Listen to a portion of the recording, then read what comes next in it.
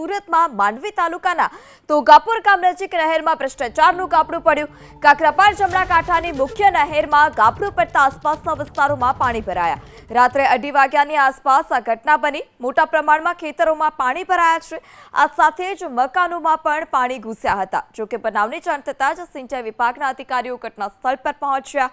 7 થી 8 કલાક જેટલો હજુ પણ પાણી બંધ થતા લાગશે, ત્યારે આ ભ્રષ્ટ અધિકારીઓ સામે કાર્યવાહી ક્યારે, તે સૌથી મોટો સવાલ। ઘટના બનવાની સાથે તરત જ 5 મિનિટની અંદરમાં ઉપર HR ગેટ પરથી પાણી બંધ કરાવી અને ઉપરના એસ્કેપ ઓપન કરાવીને ડાયવર્ટ કરાવ્યું છે પાણી। હવે ઘટના બનવાનું મેઇન કારણ તો આ સ્ટ્રક્ચર જે છે 1957નું સ્ટ્રક્ચર છે, આઈ થિંક 58 વર્ષ જૂનું સ્ટ્રક્ચર છે।